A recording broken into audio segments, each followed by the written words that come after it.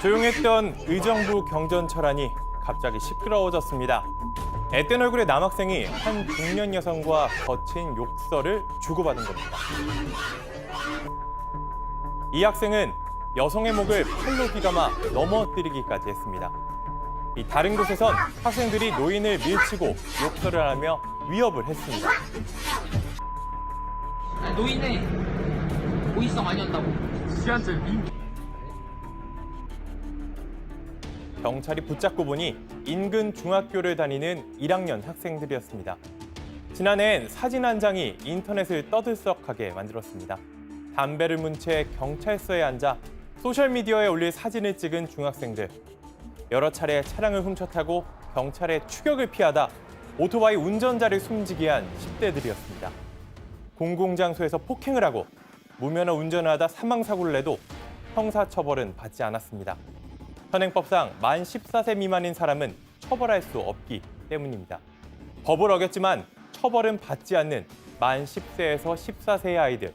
이들을 촉법소년이라고 부릅니다. 살인사건이나 성착취 범죄처럼 성인 못지않은 잔혹한 범죄에 연루되면서 최근엔 형사처벌 연령을 낮춰야 한다는 목소리까지 나옵니다. 사회가 보호하고 교화해야 할 어린아이일지, 사회와 격리시켜야 하는 흉악한 범죄자일지, 오늘 사건 엑스파일에선 촉법소년에 대해 이야기해보겠습니다.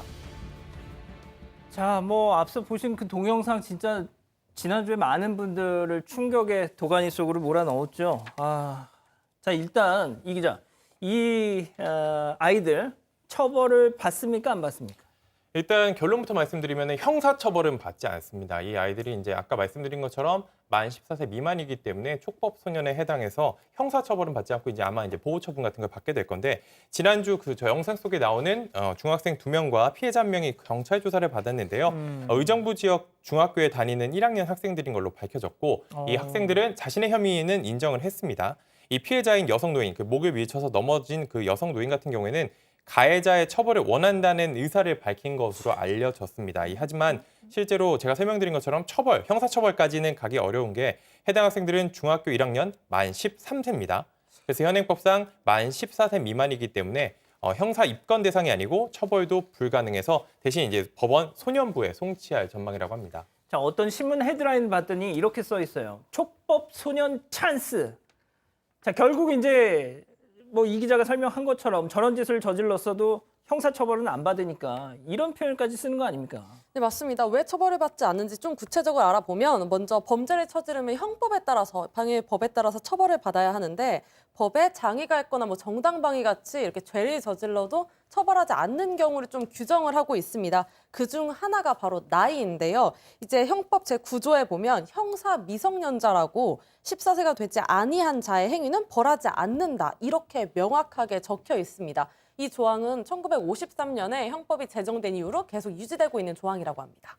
제가 촉법소년에 대해서 좀 추가로 설명을 드리면, 촉법소년이라는 계명이 소년법에 있는 겁니다. 형법은 당연히 잘못을 한 사람은 어떻게 하면 처벌할 수 있는지에 관한 규정이고, 이 같은 경우에는 공 기자가 설명한 것처럼 14세가 안 된 이 사람의 경우에는 처벌하지 말라, 이렇게 돼 있습니다. 그런데 이 10세에서 14세 이 사이에서 이런 형법에 저촉되는 죄를 저지른 사람을 형법적으로는 처벌할 수 없기 때문에 만든 게 소년법입니다. 이런 소년들을 처벌하기 위해서 만든 법이긴 한데, 이 형사처벌은 아니고 소년부 보호 사건으로서 이 사건을 다루게 됩니다. 그래서 좀 정리를 해보자면은, 만 10세 미만의 사람은 어떤 법적인 제재가 가해지지 않습니다. 하지만 10세 이상 14세 미만은 보호 처분만 가능하고, 14세부터는 형사처벌도 가능해지는 거고요. 그래서 10세 이상 14세는 아까 말씀드린 촉법소년, 그리고 14세 이상인 미성년자는 범죄를 저지를 경우 범죄소년이라는 용어를 사용하는 겁니다. 예. 지금 유튜브 아이디 뻘가이버님이 요즘 애들 머리가 얼마나 큰데 이런 얘기를 하셨어요. 그러니까 저도 솔직히 약간은 좀 동의합니다. 아이들 진짜 이런 짓을 벌이면서도 일부 아이들은 난 처벌 안 받아 이런 말을 공공연히 한다잖아요. 자, 변호사님, 네. 이 보호 처분이라는 거 앞서 네. 이 기자가 설명을 했는데, 보호 처분에 대해서 조금 더 설명 주시죠. 앞에 소년 보호 처분이라고 표현하는 게 맞는 것 같습니다. 사회보호법 등 보호 처분도 있기 때문에 그거는 다른 거고요. 소년을 보호해주기 위한 국가적 처분이라고 보면 됩니다. 반대 개념이 형사처벌이라고 보면 됩니다. 형사처벌은 전과가 생기고 교도소에 가는 거고요. 이것은 복지적 성격, 교화를 하거나 제사회의 목적을 둔 처분을 보호 처분이라고 좀 전에 설명을 했지만 10세에서 14세 사이에 소년 같은 경우는 보호 처분만 가능하고요. 14세 이상의 청소년 같은 경우는 형사 처벌도 가능하고 보호 처분도 둘 다 가능합니다. 그래서 봐서 판단을 하는 건데 보호 처분은 우리가 아는 소년원 같은 게 보호 처분이에요. 1호부터 10호까지 있어요. 1호는 뭐 위탁 교육을 시키는 거, 사람한테 누구한테 보내는 거. 전과 절대 아닙니다. 소년원 갔다는 걸 자꾸 전과라고 생각하시는 분이 있는데 10호 처분이 장기 소년원 송치입니다. 9호 처분은 단기 소년원 송치고요. 뭐 6호는 위탁 보내는 것도 있고 이 보호 처분은 재사회화 시키기 위해서 한 우리 소년법상의 처분인데 뭐 잘만 운영하면 좋은데 우리나라가 아직까지 보호 처분을 하면서도 뭐 소년원이라든지 이런 부분은 외국에 비해서 조금 부족한 부분이 좀 있습니다. 자, 근데 저희가 이제 계속 전해드리고 있지만 그 기준, 촉법소년의 기준이 만 14세 밑이라는 거 아닙니까? 자, 그런데 그러니까 저도 참 이런 걸 전해드릴 때마다 아니 그럼 14세는 이렇고 15세하고 13세 이 차이는 또 뭐냐? 누가 정한 기준? 과학적으로 이제 딱 이 정도면 된다 뭐 이런 게 있는 그 궁금하단 말이죠. 그래서 국회의원이 하고 싶은 거 아니겠습니까? 그렇습니까? 국회의원들이 14세로 딱 정해 놓았는 거죠. 법을 만들 때. 사실 나머지들은 사람이 갖고 있는 정신 상태에 따라서 형을 감경해 줄 수도 있고 면해 줄 수 있는데 생물학적 딱 13세로 정해 놓은 건 요거밖에 없는 거예요. 그래서 왜 그렇게 만들었느냐고 보니까 그 당시에 법을 만들 때 일본법과 독일법을 좀 비교법적으로 연구해서 14세 미만으로 만들었는데요. 사실 다른 나라 애들 보면 이거보다 훨씬 더 낮은 나라도 많습니다. 특히 뭐 스코틀랜드 같은 경우는 8세 정도까지 될 수 있고 미국의 일부 주는 7세까지도 되고 영국은 10세 미만이라서 아이고야. 이게 나이의 문제가 아니라 범죄의 죄질로 조금 바꿔야 되지 않을까. 특히 민법에서 미성년자 나이를 한 살 낮추었거든요. 20세에서 19세로. 그럼 형사 나이도 14세, 13세로는 분명히 낮추어져야 하지 않을까라는 생각합니다. 야, 이제 영국, 스코틀랜드 이쪽이 좀 유독 어리네요. 자, 그러면은 바꾸면 되지 않습니까, 법을? 일단 2002년에 이 형사 미성년 조항 형법 구조를 두고선 위헌 소송이 있었습니다. 그때 헌법재판소는 2003년에 기각하면서 이런 이유를 들었는데요. 일단 이 14세 미만 소년은 미성숙하다고 봤습니다. 이게 사실 미성숙한지 성숙한지 이 법적인 책임을 질 수 있는 건지는 사람마다 다 다르기 때문에 이 개인적으로 다 다르게 적용할 수 없으니 그 기준을 정한 게 법으로 14세가 돼 있고 이렇게 14세로 정한 것 자체가 너무 불합리하다. 바꿀 정도로 불합리하지는 않다고 본 겁니다. 또 거기다가 다른 국가들 법, 물론 더 낮은 국가들의 사례도 있었지만 외국 핀란드나 이런 일부 국가 같은 경우에는 더 높습니다. 15세, 16세 스페인도 그렇고요. 15세, 16세, 18세까지 있기 때문에 14세라는 연령 자체가 너무 불합리할 정도로 높은 건 아니다. 더 낮출 필요가 없다. 이렇게 판단했고 실제로 이제 국제 규약에 따라서도 지난 19년에 유엔 아동권리위원회도 우리나라가 그 당시에 이제 이런 형사처벌 연령을 낮추자는 이런 움직임이 있었거든요. 그런 것에 대해서 이제 우려를 나타내면서 현행대로 유지하고 14세 미만 소년을 범죄자로 취급하지 말라 이런 권고를 한 적도 있습니다. 고민을 많이 해봐야 될 부분이긴 합니다. 그렇지만 공다섬 기자가 설명을 좀 했다시피 형법을 만들 14세예요. 그때 14세의 몸짓하고 크기하고 2020년이면 저희 아들이 만 14세입니다. 저보다 훨씬 커요. 무서워요. 제가 무섭다는 건 아니고 덩치 같은 게. 그런 것들이 좀 고려가 돼야 되는 게 아닌가. 평균 수명도 늘었잖아요. 상당히 늘어났죠. 그때의 14세 아이하고 지금 2021년도에 14세 아이. 그래서 뭐 많은 고민을 해봐야 되겠죠. 왜냐하면 한번 정해놓으면 바꾸긴 어렵습니다. 13세로 해야 될지 12세로 해야 될지 고민을 좀 해봐야 될 부분 같습니다. 자, 공 기자, 근데 문제는 뭐냐면 아까도 제가 잠깐 얘기를 했지만 이걸 악용하는 애들이 있어요. 난 안 잡혀간다 이러면서 타는 애들이 있어요. 저 실제로. 촉법이에요 이렇게 얘기합니다. 경찰서 가서. 네, 맞습니다. 예, 저 촉법이니까 그냥 봐주세요 이렇게 경찰서를 가서 다 알고 갑니다. 예. 네, 예전에 저희가 진짜 하나 전해드린 사건에서도 그때 그 내용에 이제 문자 내용이 나왔었는데 그 문자 내용에 나 촉법 키역이라고 했던 그런 이제 사건이 하나 있었습니다. 그 사건이 뭐였냐면 이제 중고거래 어플리케이션에 친구의 사진과 함께 뭐 이 친구를 뭐 판매한다 이런 인신매매성 글을 올렸는데 이 글을 올린 사람이 바로 이제 10대였었습니다. 그래서 이용자가 이제 항의를 하니까 지금 나오는 것처럼 뭐 촉법이라 콩밥 못 먹는다. 생일 안 지남 크크크 이런 식의 욕설과 조롱성 문자를 보낸 그런 10대도 있었고요. 저희가 방금 앞에서 이제 소개해드린 것처럼 지난해 3월에는 훔친 차로 이제 경찰과 추격전을 벌이다가 배달 아르바이트를 하던 대학생이 이제 숨진 사건도 있었습니다. 문제는 이 사고를 막을 수도 있었는데 그 아휴. 이유가 이 사고 이전에도 20대 소년들이 일주일 동안 뭐 주유소에서 절도도 하고 렌트카를 훔쳐서 사고를 내는 등 계속 여러 범죄 행각을 반복해온 소년들이었던 겁니다.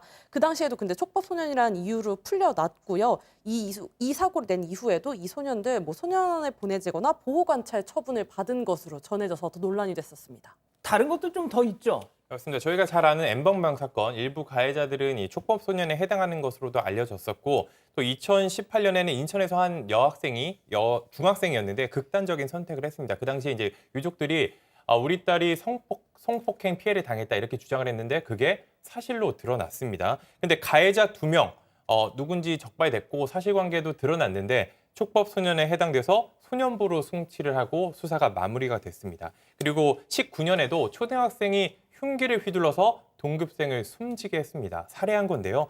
마찬가지로 형사처벌을 받지 않은 촉법 소년이었기 때문에 법원에서 보호 처분이 내려졌다는 소식이 뒤늦게 전해졌고 구체적으로 어떤 처분이 내려졌는지조차 비공개로 처리가 됐습니다.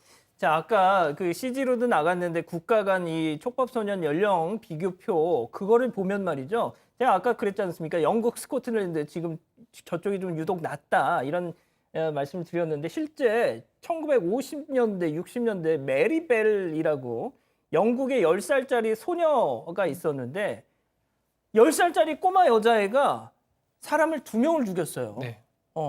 그래서 저는 그런 영향을 받은 게 그렇죠. 아닌가 싶거든요. 우리 같으면 뭐 10세 미만은 절대 형사 무능력자로 표현합니다. 아이고야. 어떠한 행동을 하더라도 보호 처분조차도 불가능한 거기 때문에 그래서 계속 이제 연령을 좀 낮춰야 되느냐 아니냐 논의를 하고 있는데 근데 이제 사실 저 촉법이에요라고 하는 게 실무적으로 많이 하거든요. 경찰 아저씨 저 촉법이니까 그냥 갈게요. 그냥 대충 하고 그 보내주세요라고. 정도는 거의 선수 아닙니까? 이게 진짜. 문제인 거예요. 이 부정적 어떤 신호, 이 부정적 시그널이라고 표현하는데 촉법 소년을 만들어 가지고 이 보호해 준다는 게 보호가 돼야 되는데 불법을 조장할 수 있는 시그널이 아닌가. 이 부분 때문에 문제인 거고요. 통계상으로 봤을 때도 특히 3회 이상 저지른 소년범 상당히 많이 증가했습니다. 2009년도에 12.2%면 2018년도에 17.3%입니다. 근데 다만 또 한 가지 부분에 또 간과할 수 없는 부분이 전체적인 소년범 비중은 그렇게 늘지 않았습니다. 오히려 줄었거든요. 그래서 지금 쉽게 또 판단을 못 합니다. 강력 범죄가 이런 경우들은 좀 늘어나는 건 사실이지만 그렇다고 해서 전체적으로 소년범 비중이 많이 늘었다고 보기는 어렵기 때문에 이런 부분을 신중히 고려해서 뭐 승지원 의원님 말씀처럼 국회에서 이런 부분을 잘 좀 고민해서 결정을 내려야 될 것 같습니다. 자, 일단 뭐 이 연령 하한에 대해서는 대체로 좀 동의하시는 것 같은데 여기서부터는 약간 이번 코너 끝나는 시간까지 좀 프리토크 한번 해보시죠. 어떻습니까, 좀? 제가 말씀드리고 싶은 거는 중국은 지난해 이제 일부 혐의에 대해서 맞아요. 살인죄나 중국. 상해 같은 경우에는 지난해. 연령을 12세로 낮췄거든요. 맞아요, 그렇기 맞아요. 때문에 이게 뭐 모든 형사 미성년자를 나이에 따라서 처벌하는 거는 물론 쉽지도 않고 위헌 판정도 낮기 때문에 일부 만약에 가능하다면 저도 구체적인 과정이나 추후 논의가 있어야겠지만 뭐 살인이라든지 뭐 성범죄라든지 일부 혐의만이라도 이렇게 나이를 낮춰서 처벌이 가능하다면 그런 것도 좀 방법이 되지 않을까 그런 생각이 들었습니다. 자, 승 의원님도 뭐 한 말씀 주시죠. 오해를 많이 하시는데 지금 13세면 무조건 보호 처분으로 밖에 못 가는 거예요. 그러니까 어떠한 범죄를 저질러도. 그러면 14세 미만을 13세로 낮추면 13세 같은 경우에는 지금 우리가 강력 범죄자가 아니면 이 사람들은 여전히 보호 처분으로 가면 되는 거고 그럼 우리가 용납할 수 없는 범죄, 특히 이러한 어떤 소년법을 악용하는 친구들은 그 사람들은 당연히 형사처분으로 보낼 수 있는 선택과 집중의 문제가 나올 수 있기 때문에 연령을 낮춘다고 해서 무조건 소년들의 엄벌의 모습은 아니다라고 말씀드릴게요. 선택과 집중을 통해서 보호처분 보낼 애들은 보호처분으로, 보호처분을 안 될 친구들은 형사처분으로 보내는 게 오히려 보호처분을 받는 학생들을 보호하는 거예요. 아하. 이쪽에 굉장히 강력한 애들이 소년원에 가면 어떻게 이야기하는가 하면 너희들 인생 이미 끝났어. 그러니 너희들 여기서 아무리 잘해봤자 세상 나가면 어차피 빨간 줄이야 라고 해서 이 사람들에게조차도 잘못된 영향을 미칠 수 있으니까 여기에 소년원에 오는 범죄들만 소년원으로 가야지 소년원에 오지 않을 그런 어떤 흉악한 범죄까지 글로 보내서는 안 된다. 저는 나이를 낮추어서 선택과 집중을 하자 이런 의견입니다. 좋은 말씀인 것 같습니다.